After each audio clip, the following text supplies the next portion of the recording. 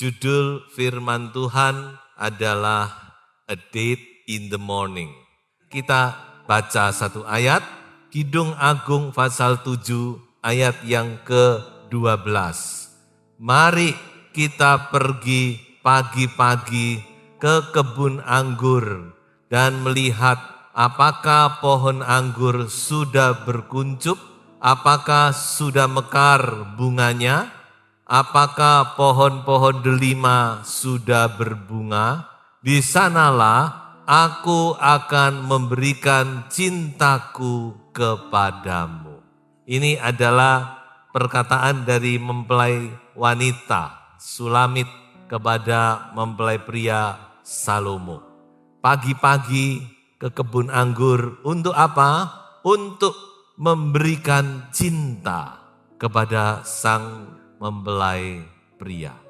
Dan saya percaya sudah mengerti bahwa Kidung Agung itu bukan cerita romans biasa ya saudara-saudara.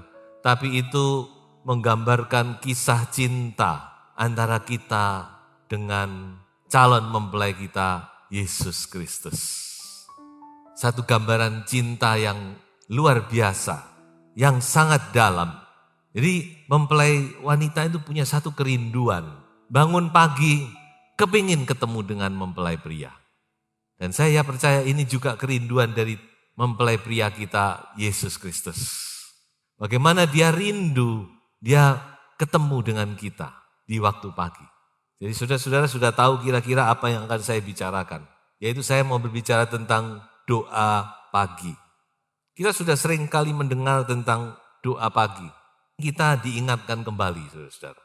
Betapa pentingnya waktu pagi itu waktu yang paling istimewa dalam kehidupan manusia. Jadi itu kalau sudah lihat waktu pagi banyak orang jalan pagi. Jadi satu hari itu kuncinya di pagi hari kata peribahasa Tionghoa. Sebab itu sudah betapa pentingnya kita memakai waktu pagi kita itu dengan semaksimal mungkin. Dengan sebaik-baiknya. Dan bagaimana kita memakai itu?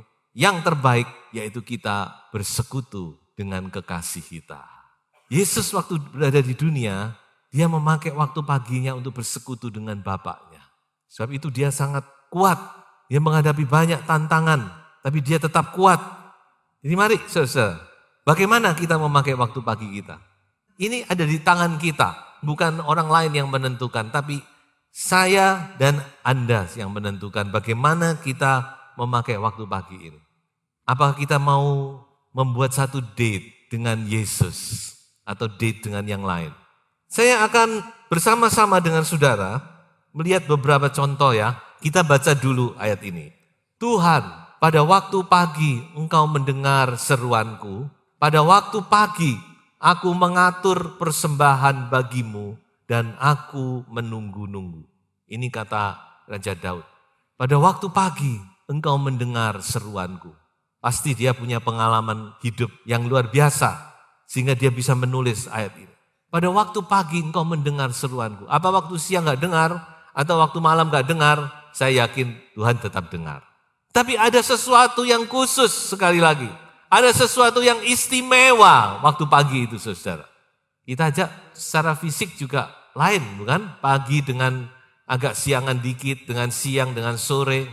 Waktu pagi itu waktu paling fresh dalam tubuh kita. Hormon-hormon kita, hormon steroid, macam-macam hormon itu bekerja. So itu kita paling fresh. Ya makanya mari kita mau manfaatkan dengan baik. Jangan sia-siakan waktu ini. Karena waktu itu ada di tangan saudara dan saya. Nah ini satu contoh. Bagaimana mana itu dicurahkan pada waktu pagi. Sebelum matahari terbit bahkan. Mana itu turun bersama-sama dengan embun. Dan perhatikan bahwa mana itu adalah makanan pokok mereka 40 tahun di padang gurun. Tidak ada makanan yang lain. Allah berikan mana gizinya sudah sangat cukup. Tuhan maha luar biasa saudara. Tuhan tahu, Tuhan yang menciptakan tubuh kita bukan. Dan itu tidak kebetulan. Kenapa kau tidak siang? Kenapa kau tidak malam? Kenapa kau tidak sore? Kalau kita baca kitab Ulangan dikatakan, aku menguji engkau. dengan mana. Mana itu satu PR, satu ujian bagi mereka. Ujian untuk apa? Dilihat mereka ini bangun pagi enggak? Disiplin enggak? Rajin enggak? Jadi kalau mereka tidak bangun, tidak memungut mana, berarti hari itu puasa. Enggak bisa di-share. Tiap orang memungut sesuai dengan kebutuhan masing-masing. Mana itu berbicara tentang makanan rohani kita, untuk kebugaran rohani kita selama kita ada di dalam dunia ini. Kita juga seperti musafir, kita seperti orang yang berjalan di padang belantara. Kita butuh mana, tapi ingat mana itu hanya dapat dipungut di pagi hari. Lewat pagi sudah habis, meleleh, hilang. Jadi mari saudara ya, kita juga membutuhkan kekuatan persediaan Tuhan. Jadi mana ini bicara tentang berkat, tentang persediaan Tuhan yang kita butuhkan. Selama di dunia ini kita butuh bukan cuma rohani, kita juga butuh berkat-berkat jasmani, bukan? Saya percaya termasuk berkat rohani sudah dicurahkan di pagi hari itu, saudara. Ya, saudara tidak perlu khawatir tentang berkat-berkat jasmani. Kan firman Tuhan sudah jelas ngomong. Cari dulu. Apa artinya? Dalam konteks ini saya bisa katakan cari itu di pagi hari kerajaan Allah itu. Nanti yang lain akan diberikan. Kita baca dulu ayat ini. Sebab sesaat saja ia murka, tetapi seumur hidup ia murah hati. Sepanjang malam ada tangisan, menjelang pagi terdengar sorak-sorai. Allah ada di dalamnya, kota itu tidak akan goncang, Allah akan menolongnya menjelang pagi. Jadi waktu pagi itu adalah waktu kelepasan, saya katakan di sini. Waktu di mana Allah memberikan pertolongan. Waktu di mana ada sorak-sorai. Ngapa sorak-sorai? Karena ada pertolongan. Walaupun ada tangisan sepanjang malam dikatakan, tapi menjelang pagi Allah nyatakan pertolongannya. Sehingga ada sorak-sorai yang terdengar di kota Allah. Salah satu contoh adalah kebangkitan Yesus Kristus. Itu terjadi pada waktu menjelang pagi. Coba kita baca ya, Matius 28 ayat 1 dan ayat yang kedua. Setelah hari Sabat lewat, menjelang menyingsingnya fajar, pada hari pertama minggu itu, pergilah Maria Magdalena dan Maria yang lain menengok kubur itu. Maka terjadilah gempa bumi yang hebat, sebab seorang malaikat Tuhan turun dari langit dan datang ke batu itu dan menggulingkannya, lalu duduk di atasnya. Kebangkitan terjadi menjelang pagi. Sebelum fajar menyingsing, hanya pagi itu macam-macam ya. Jam 9 juga dibilang pagi. Jam 10 ada orang yang berkata masih pagi. Tapi di sini sebelum fajar menyingsing, kita membangunkan fajar, kata pemazmur. Bukan fajar yang membangunkan kita. Sebelum fajar menyingsing, maka terdengar sorak-sorai. Kenapa? Karena ada kebangkitan. Karena ada kelepasan, belenggu-belenggu kematian, belenggu maut dilepaskan oleh Tuhan. Saudara yang membutuhkan kelepasan, pertolongan dari Tuhan, cari Tuhan sebelum fajar menyingsing. Memang saudara-saudara tidak gampang. Ya, kalau gampang tentu semua orang bisa melakukan. Kita harus bayar harga. Kalau saudara tidak mau kurang tidur, ya saudara harus tidurnya jangan terlalu malam. Saudara lepaskan hobi-hobi tidur malam itu. Jadi saudara-saudara inilah salah satu berkat daripada doa pagi itu. Dikatakan ada kelepasan, ada kebangkitan dari maut. Ada sorak-sorai kemenangan yang selanjutnya ini. Tetapi aku mau menyanyikan kekuatanmu. Pada waktu pagi aku mau bersorak-sorai karena kasih setiamu. Sebab engkau telah menjadi kota bentengku, tempat pelarianku pada waktu kesesakan. Ada kemenangan sorak-sorai di pagi hari. Kemenangan Tuhan itu terjadi di waktu pagi. Tembok Yeriko diruntuhkan. Coba kita baca, kapan runtuhnya? Siang, sore, malam. Yosua 6 ayat 12 sampai ayat yang ke-15. Keesokan harinya, Yosua bangun pagi-pagi. Perhatikan ini. Lalu para imam mengangkat tabut Tuhan. Maka berjalanlah juga ketujuh orang imam yang membawa ketujuh sangkakala tanduk domba itu di depan tabut Tuhan. Sambil berjalan mereka meniup sangkakala, sedang orang-orang bersenjata berjalan di depan mereka dan barisan penutup mengikut tabut Tuhan, sementara sangkakala terus-menerus ditiup. Demikianlah pada hari kedua mereka mengelilingi kota itu sekali saja, lalu pulang ke tempat perkemahan, dan begitulah dilakukan mereka 6 hari lamanya. Jadi setiap hari mereka mengelilingi kota itu sekali. Dan itu pagi, bukan siang, bukan sore, bukan malam. Pagi hari mereka berjalan berkeliling kota itu. Setiap hari cuma sekali. Berarti kalau 6 hari berapa kali? 6 kali ya. Coba kita lihat ayat selanjutnya 15 ya. Tetapi pada hari yang ketujuh mereka apa? Bangun pagi-pagi. Ketika fajar menyingsing dan mengelilingi kota 7 kali dengan cara yang sama. Hanya pada hari itu mereka mengelilingi kota itu 7 kali. Ayat 16 kita teruskan. Lalu pada ketujuh kalinya ketika para imam meniup sangkakala, berkatalah Yosua kepada bangsa itu, bersoraklah sebab Tuhan telah menyerahkan kota ini kepadamu. Coba ayat 20 lompat ya. Lalu bersoraklah bangsa itu sedang sangkakala ditiup. Segera sesudah bangsa itu mendengar bunyi sangkakala, bersoraklah mereka dengan sorak yang nyaring. Maka runtuhlah tembok itu. Lalu mereka memanjat masuk ke dalam kota, masing-masing langsung ke depan dan merebut kota itu. Sudah perhatikan, ini bukan cerita fiksi ya, bukan cerita mitos. Ini sudah dibuktikan dalam sejarah di arkeologi. Cuma mereka heran, menurut penemuan tembok itu jatuhnya itu keluar. Biasanya kalau orang nyerbu satu kota, mereka pakai alat, pasti tembok itu jatuhnya ke dalam kan. Tapi menurut penemuan itu tembok Yeriko itu jatuhnya keluar. Apa artinya ini? Berarti ini bukan tangan manusia. Siapa tangan manusia yang bisa menjatuhkan tembok yang tebalnya belasan meter itu? Bisa jatuh keluar, ambrol. Itu tangan Tuhan. Kenapa kok tangan Tuhan? Karena mereka bersorak. Mereka berseru memuji Tuhan. Dengan suara yang nyaring, sangkakala ditiup, maka Tuhan bekerja. Makanya itu waktu pagi itu saya katakan tadi adalah waktu kemenangan. Saya tahu banyak pergumulan anak-anak Tuhan. Ada tentang rumah tangga, tentang keluarga, tentang bisnis, tentang macam-macam. Ayo saudara.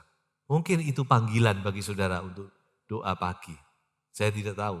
Yang pasti yang saya bisa katakan bahwa di waktu pagi itu Tuhan akan memberikan kemenangan. Sekarang saya mau ajak saudara untuk melihat sesuatu yang ada kaitannya, yaitu tentang sebuah mazmur, Mazmur 150. Ini mazmur Halel. Halel itu artinya puji, pujian. Makanya kata haleluya, haleluya. Itu maksudnya pujilah Tuhan. Mengapa kok saya bawa saudara melihat Mazmur ini? Memang Mazmur ini Mazmur kunci dari kitab Mazmur. Jadi kitab Mazmur itu dikunci dengan Mazmur 150 dan itu tidak kebetulan saudara. Kalau saudara lihat Mazmur itu dibuka dengan Mazmur 1 tentang firman dan ditutup dengan Mazmur 150 tentang puji-pujian. Dan kenapa kok saya angkat? Karena Halel di dalam Mazmur ini itu tercantum 13 kali. Persis jumlahnya seperti bangsa Israel mengelilingi tembok Yeriko. Setiap hari 1 kali sampai 6 hari, hari ke-7, 7 kali. Jadi jumlahnya berapa? 13. Jadi kata Halel, kalau sudah lihat ya tidak ada memang. Tapi kalau sudah jumlah kata haleluya dengan puji, nanti sudah ketemu tanggal 13. Karena kata pujilah dia itu dalam bahasa aslinya halil. Coba kita baca sejenak Mazmur ini. Kalau saudara membuka Alkitab saudara, judulnya adalah Haleluya. Ini Mazmur Haleluya.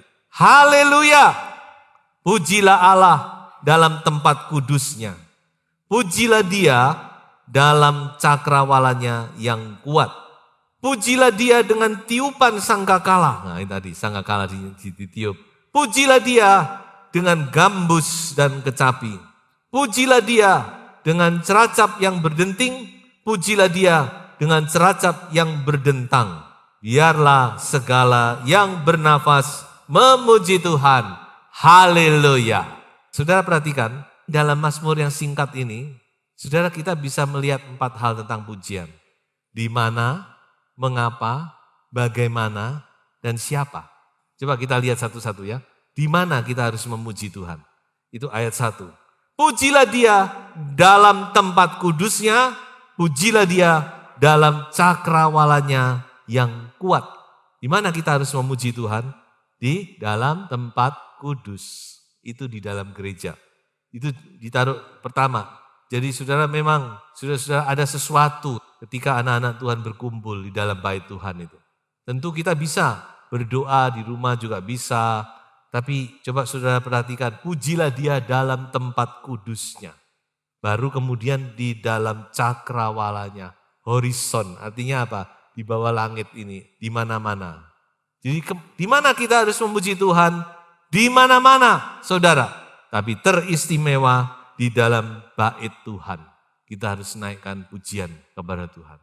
Makanya memang doa pagi itu kalau saudara berhalangan tentu saudara juga bisa berdoa sendiri ya.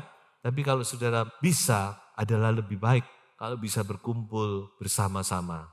Kita memuji dan menyembah Tuhan. Yang kedua, mengapa? Itu ayat kedua. Pujilah dia karena segala perkasaannya. Pujilah dia sesuai dengan kebesarannya yang hebat. Mengapa kita harus memuji Tuhan? Karena Tuhan itu Allah yang perkasa. Karena Tuhan itu hebat. Apanya yang hebat? Kuasanya pasti. Tapi ada satu hal jangan lupa. Kasihnya hebat atas kita. Mazmur 117.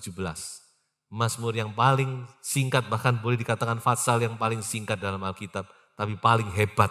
Mengapa? Karena dikatakan itu kasihnya hebat atas kita. Saya rasa pengungkapan ini pengungkapan yang agak aneh ya. Kasihnya manis, kasihnya indah, itu sudah biasa. Tapi kalau kasihnya hebat, itu benar-benar luar biasa. Dan itulah Tuhan kita. Sudah tak perlu ragukan kasih Tuhan. Karena kasih Tuhan itu hebat atas kita. Lebih hebat dari apa yang bisa kita bayangkan. Kemudian yang ketiga yaitu bagaimana kita harus memuji Tuhan, itu ayat 3 sampai ayat 5. Di sini kebetulan semua berbicara tentang alat musik. Tapi kalau toh tidak ada alat musik, kita juga punya alat musik natural bukan? Mulut kita, suara kita itu juga alat musik. Tangan kita. Jadi artinya apa? Dengan segala keberadaan kita puji Tuhan. Dia layak untuk menerima pujian kita. Dan yang terakhir adalah siapa yang harus memuji Tuhan? Ayat yang ke-6, biarlah segala yang bernafas memuji Tuhan. Apakah kita masih bernafas? Coba kita bernafas sejenak, nafas panjang. Oh, puji Tuhan masih bernafas. Berarti kita harus memuji Tuhan. Saya pernah doa pagi, keluar dari rumah saudara-saudara. Ternyata kalau pagi itu banyak burung. Saya baru memperhatikan ya. Nggak tahu kok hari itu saya memperhatikan, begitu keluar dari rumah, banyak sekali burung. Waduh, ternyata burung-burung itu memuji Tuhan. Nah anehnya saudara-saudara, waktu perjalanan ke gereja, itu suara itu tidak habis, tidak berhenti. Sepanjang jalan kerungu terus. Sampai istri saya ngomong, loh ini burungnya ngikuti kita ini. Wah luar biasa loh ngikuti kita. Bukan ngikuti kita, tapi burung-burung itu ternyata di pagi hari itu memuji Tuhan. Bayangkan, burung saja tahu memuji Tuhan kalau pagi. Masa kita makhluk ciptaan Tuhan yang mulia, kita mau kalah dengan burung? Mari, segala yang bernafas, haleluya, pujilah dia. Karena itulah yang dikehendaki oleh Tuhan. Inti dari Mazmur adalah puji-pujian dinaikkan kepada Tuhan. Oleh sebab itu kita mau perhatikan, itulah rahasia kesuksesan. Rahasia keberhasilan itu ada di pagi hari. Kita baca Mazmur 90 ayat 14. Kenyangkanlah kami di waktu pagi dengan kasih setiamu, supaya kami bersorak-sorai dan bersuka cita semasa hari-hari kami. Surprise us with love at daybreak. And we will skip and dance all the day long. Kagetkan kami, buatlah kami heran-heran dengan kasih-Mu Tuhan di saat fajar menyingsing. Sehingga kami boleh melompat-lompat dan menari-nari sepanjang hari kami. Kalau saudara mau tahu rahasia sukacita, rahasia keberhasilan itu letaknya di pagi hari. Kita tentu ingin berhasil bukan? Usaha kita ingin diberkati, jalan kita ingin dipimpin dan sebagainya. Kalau sudah menghadapi masalah kepingin ditolong oleh Tuhan, nah itu letaknya di pagi hari. Saya beritahu. Kalau saudara di pagi hari sudah menghirup, sudah menampung, sudah menyerap kasih setia Tuhan itu, maka sepanjang hari saudara akan dapat bersukacita, bersorak-sorai. Dan saudara akan melihat Tuhan menolong, menyertai dan membela saudara. Sebab itu mari, saudara yang belum pernah doa pagi, ayo doa. Oleh sebab itu saudara-saudara, sebagai kesimpulan, apakah Anda ingin melewati hari-hari Anda dengan sorak-sorai? Nah, kuncinya, pastikan bahwa Anda memulai hari-hari Anda dengan persekutuan yang indah bersama dengan Yesus, kekasih jiwamu. Tuhan Yesus memberkati.